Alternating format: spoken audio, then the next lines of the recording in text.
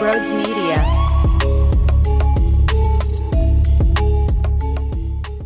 The ninth inning doesn't do a damn thing for me. That surge late, the game was already over. You already missed your opportunity to actually set the tone when Kyle Schwarber had bases loaded and struck out.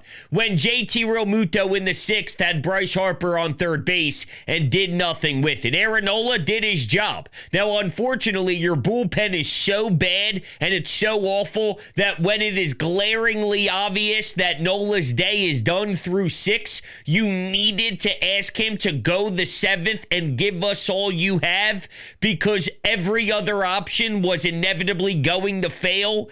And, well, unfortunately, when you went to Ruiz, you saw that play out because here's a big blast, here's a big bomb. Yeah, look, Nola, he did get lucky on a foul ball. That was foul, by the way. Yeah, it was a 3-run shot by Juan Soto, but it was foul. Just by a hair, but it was foul. And sure, he put leadoff guys on and he was dancing around a lot of traffic. But truth be told, I was told that every time Aaron Nola faces adversity, he shrinks. Every single time he faces a tough outing, that guy will just fold and shrink and become a nobody. Once he saw that ball go foul and had to redo that at-bat with Soto, he got out of the jam. He settled in a little bit. Now, big picture, I still have a ton of fear on what I've gotten so far, and what I project is probably still some very uncomfortable starts out of Nola, unfortunately, and I hope he can figure it out at some point. But big picture, yeah, I still have nerves thinking of him taking the ball because I've never seen him this out of sync, this out of whack. The velocity where it is now, it confuses me big time. But when your offense is this flat out abysmal, I don't know what you want him to do when he's allowing 2 earned runs with 2 solo shots throughout a good portion of this game. We need the offense to wake the hell up. Trey, no hits. Bryce, no hits. Nick, no hits. Kyle, big strikeout when you desperately need your cleanup hitter to rake, to put the ball in a gap, hell, to hit a grand salami knowing you're a power hitter. But somehow, some way, McGill gets 10 Ks in 5 1/3. Guys, come on, man. That is literally disgusting to think about that pitcher, McGill, mowing you down as much as he did.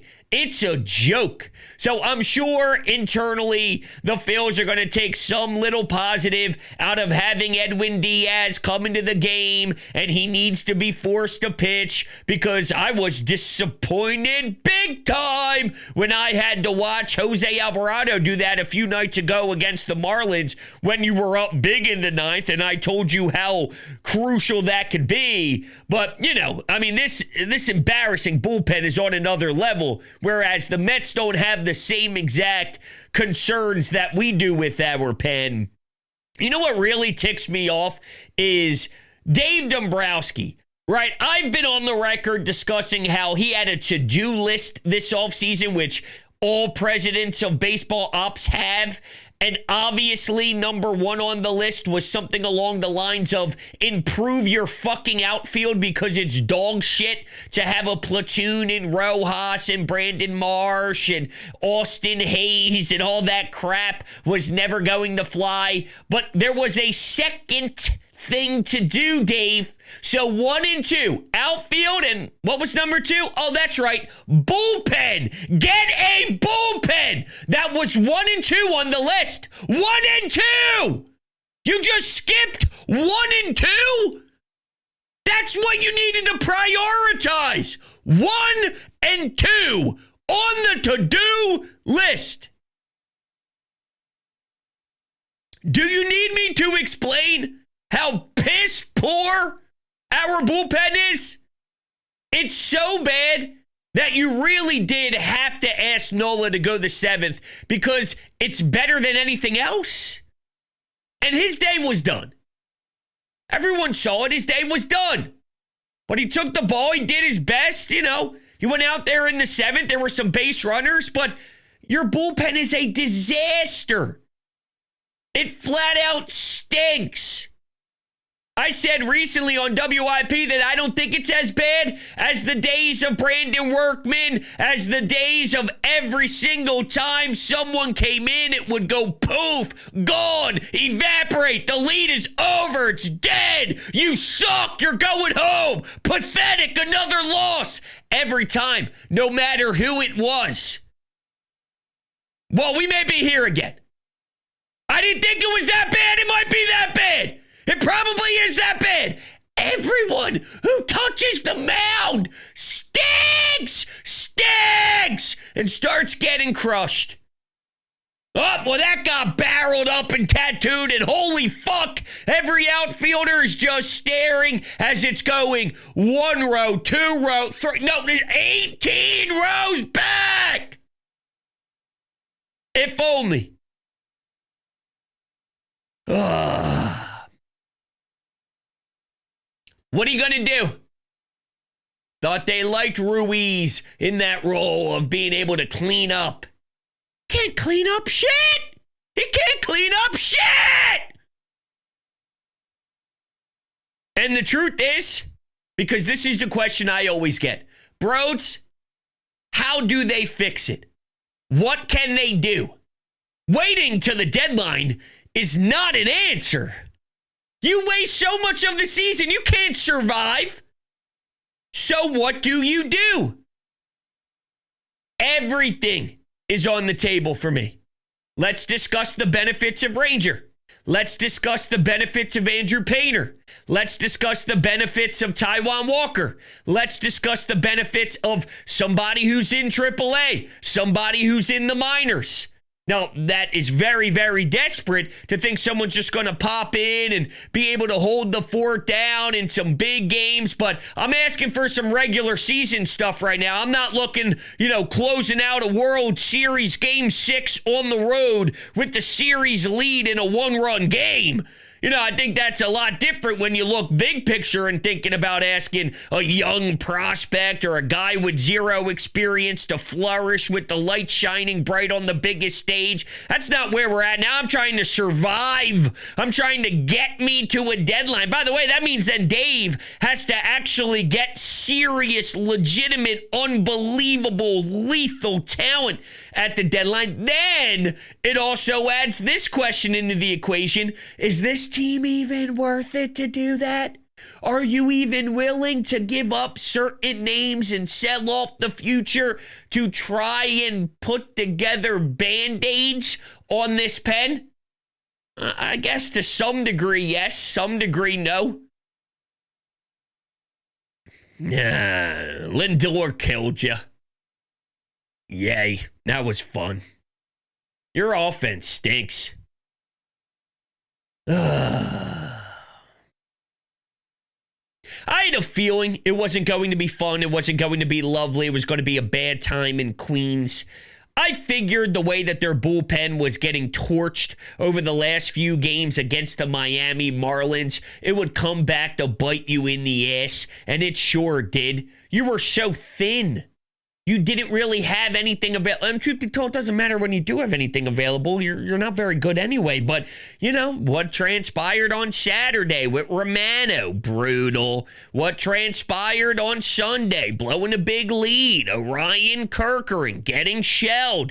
Everybody gets crushed when they take the mound. How is it possible? How is it this bad? This bad? There's a difference between saying, hey, we have some flaws with our pen, or our pen is struggling a little bit, but there's something to it. This is flat out, none of these guys are acceptable. You have trash. Carlos Hernandez is a joke. Joe Ross blows. This is, wow. I can name you 5 guys that don't even deserve Major League Baseball roles. Even you have a 4th, 5th, 6th inning. We're already down 7 runs. Can you just go eat a few and get tattooed even more? I don't even think they deserve those opportunities. That's how bad they are. And the funny part is, Tanner Banks is one of those guys, and that's someone Dave Dombrowski got at the deadline last year to help improve this pen. That was his idea of getting another body. body and getting another arm. This is terrible. This is so bad. Dave Dombrowski is trash. He's not good at his job. I don't know how he ever won anything. I don't know how he has championships, because I'm seeing a guy that has no urgency and doesn't care to actually make the team better when the most obvious things were hitting him in the face and saying, fix me, Dave. You have to apply better talent to the roster, Dave. We need help, Dave. We need to improve, Dave. But nope. We'll be okay.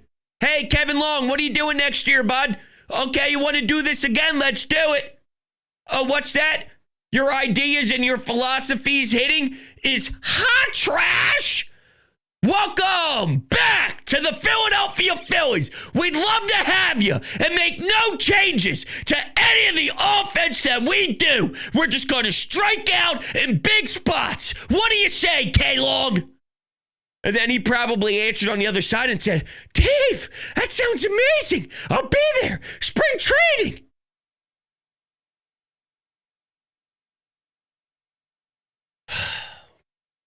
The Phillies don't make me happy, but my lawn does.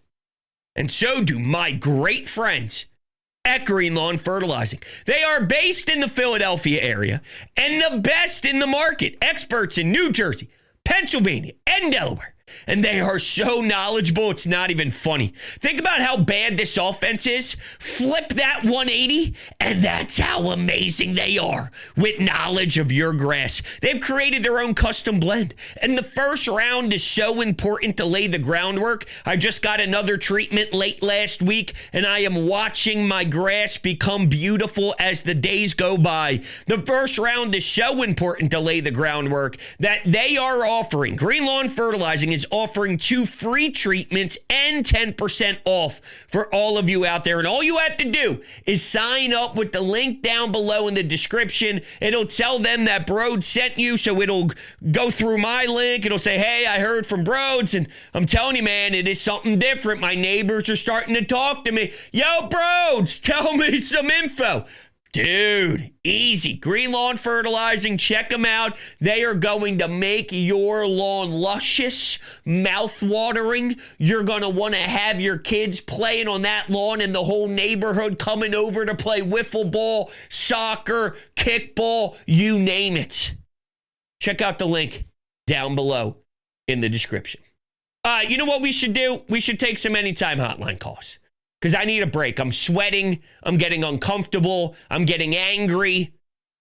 And for some reason, me listening to you rant about how bad this team is.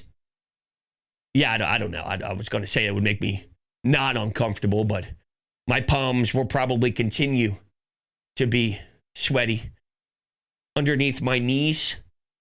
You know, when my knees are bent. Underneath there, my Osgood Slaughters is continuing to kill my right knee. Can't even go to the gym this week. Devastating times. I'll shut up so you can speak. How about that? Brodes, disappointing loss for the Phils. You know, when you saw that 9th inning, they really tried to make a comeback. It just was never meant to be.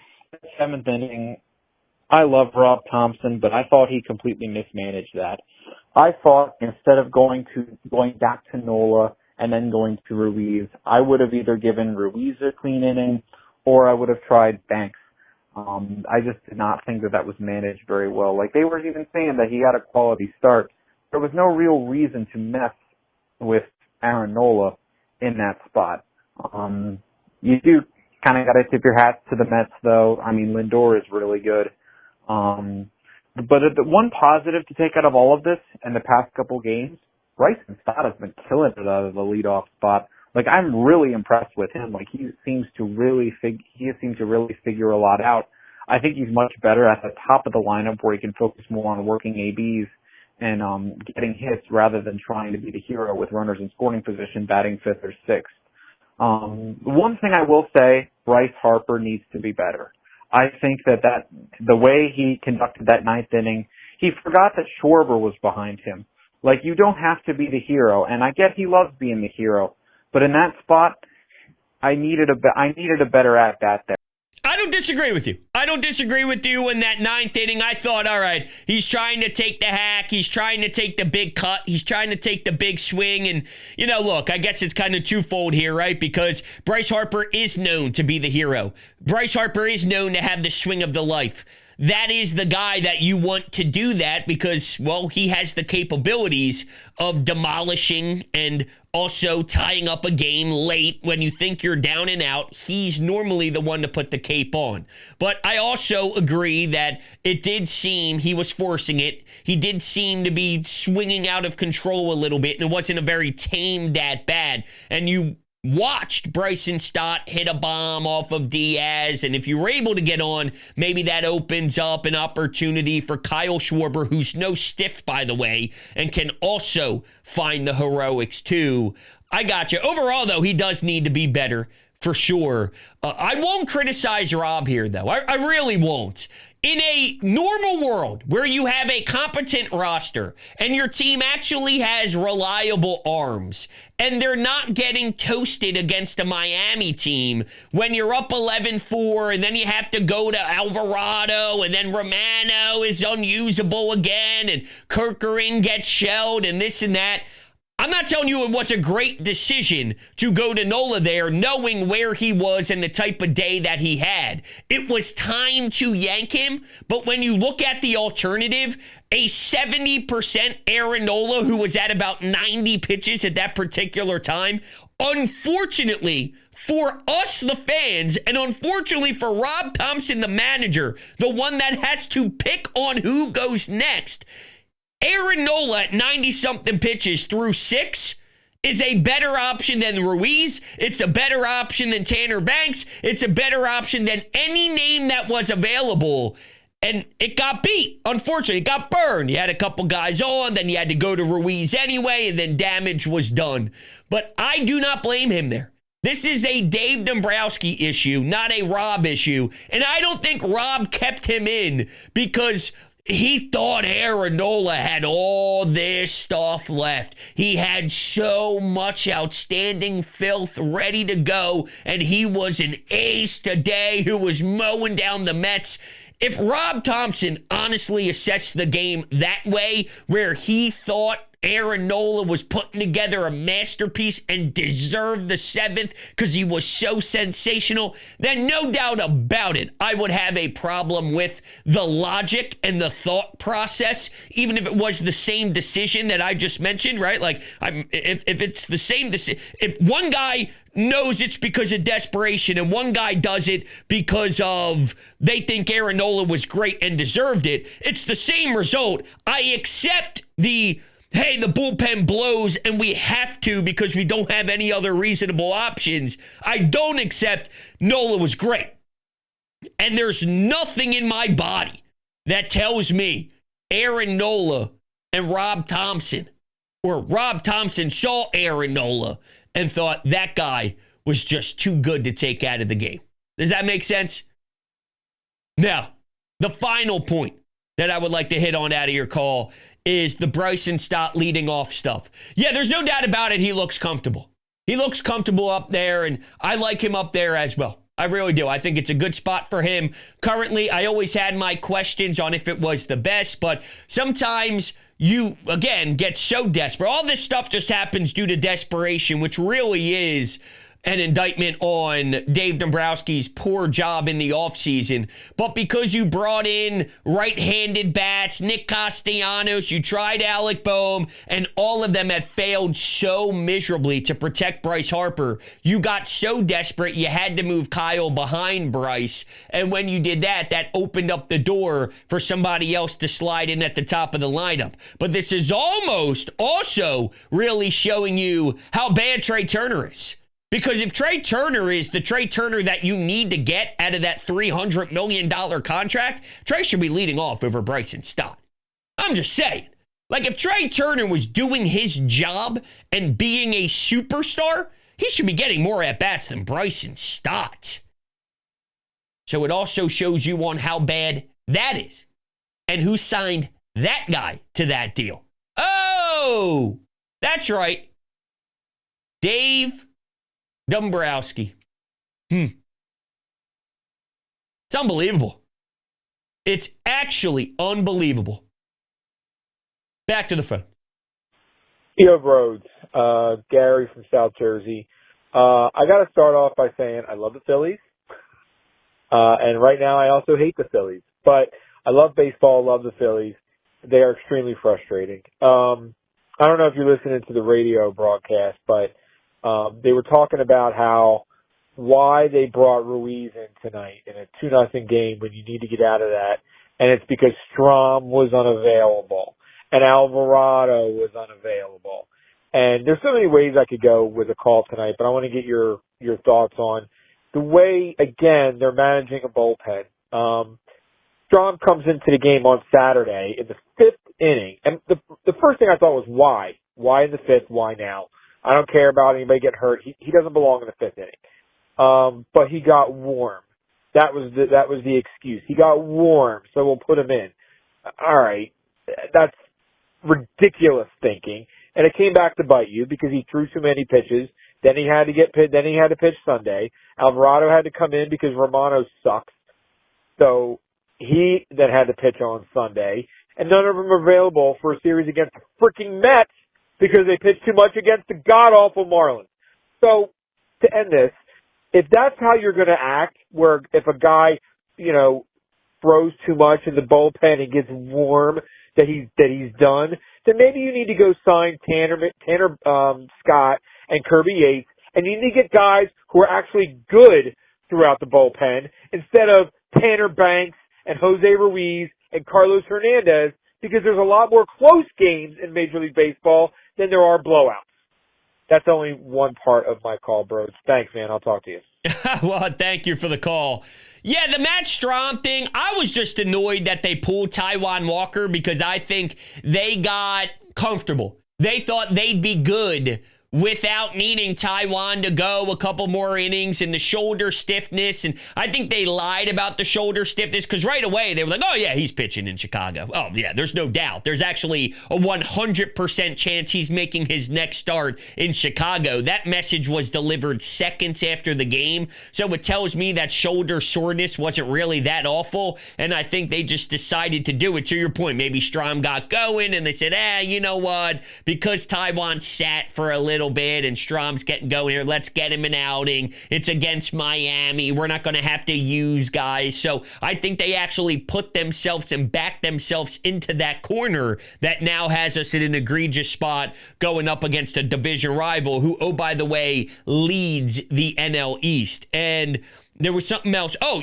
what's really incredible, too, is when you think about how down and out we are with some of these bullpen arms and when they're available, when they're not, we do watch Wheeler go 7, We do watch Luzardo go 7, who probably should have been able to go 8 if it wasn't for some brutal defense. And even with that brutal defense, he still should have been able to go 8. Do you know how difficult it is to have that type of starting pitching, to see that level of dominance? We watch Christopher Sanchez with that filthy changeup.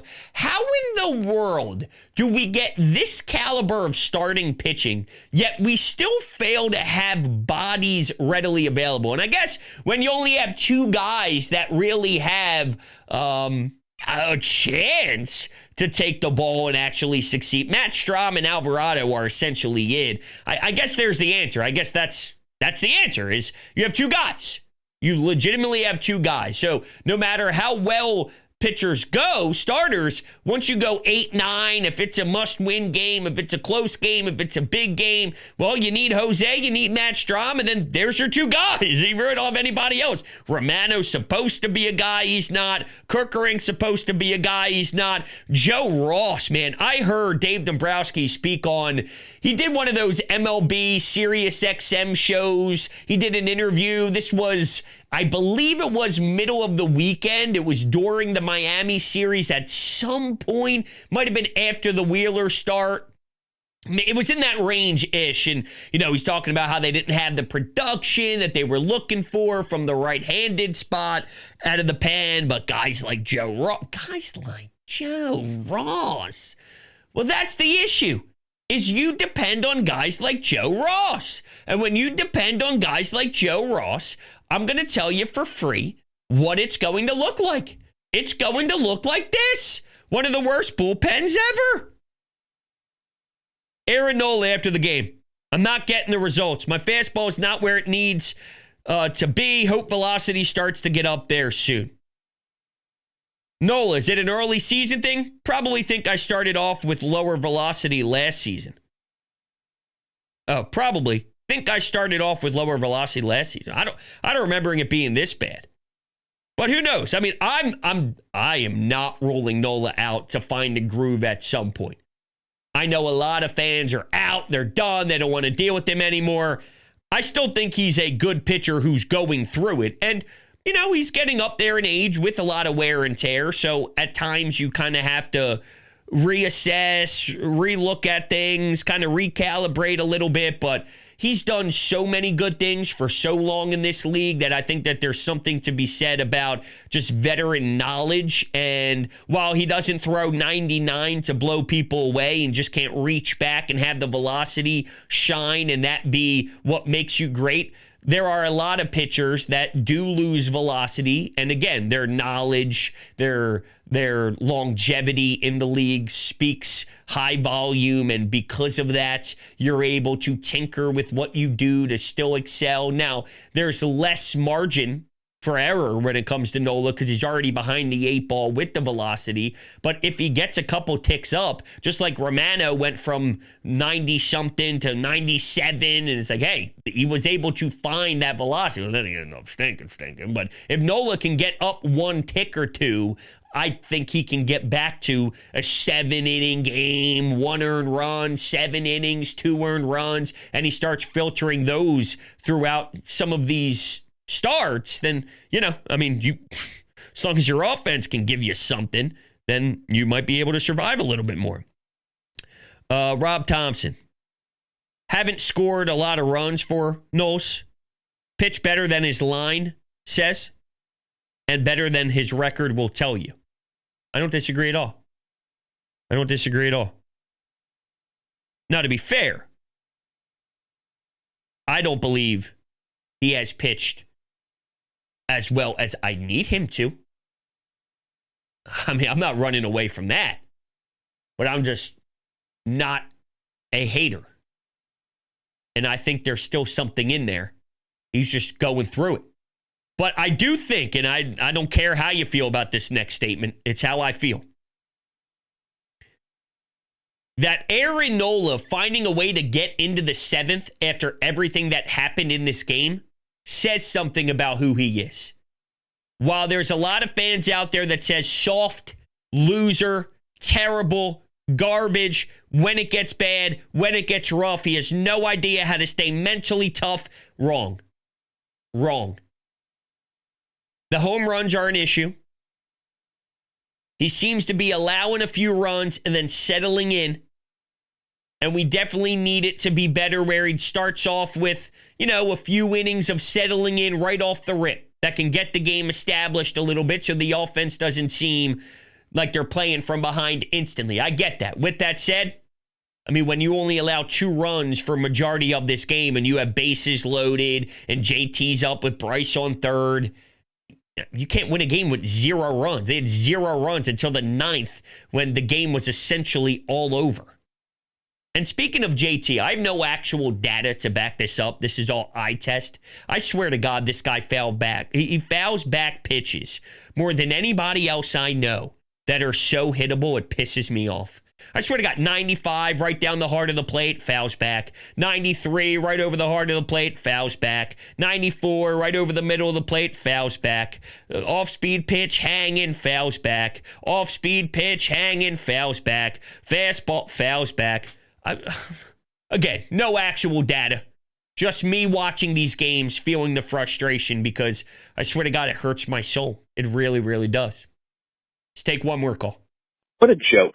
What an absolute pathetic joke of a team. They don't even know how to lose right, it seems. I watched Ruiz give up a 3-run bomb thinking, okay, we're just going to get shut out, so I'm not even going to think about it for the rest of the night. Then I check the score out of curiosity and see it's 4-5, just in time for me to watch Bryce Harper swing and miss at 3 straight pitches in the dirt. Absolutely adorable. This is at least the 7th or 8th time just this season that a loss that we had can be directly attributed to the bullpen. It's getting really bad at this point. And I want to know what the hell Dave Dombrowski was smoking when he looked at this collection of 7 guys that we had assembled and said, yes, this is as good as or better than what we've had in the last couple of years. It's a great question. He's probably smoking the green I got over here in my closet because that thing got me whacked as hell the other night. You know what I mean? That might be why you were dabbling into rolling up a nice blunt or something because, my God, this is not good. Yes, the bullpen was an issue today, but so was the offense. I mean, I think it was a combination of bullpen and offense, and for the most part this season, I think it's the frustration that is constantly getting right after the inconsistent offense and the bad bullpen. The starting pitching is going to do its job essentially most nights. And I think the starting pitching did its job this night. Because your bullpen's so bad, you had to try and squeeze more juice out of the lemon when you knew there wasn't really that much juice left. But you had to try because the alternative was a definite failure. And unfortunately, this kind of did become a failure too. But Ruiz was a part of that failure. And I don't know, maybe if you could have turned 2, I don't know. We'll see how tomorrow goes. Fun stuff, huh? Losing to the Mets. I hate the Mets. They are just a garbage group of people.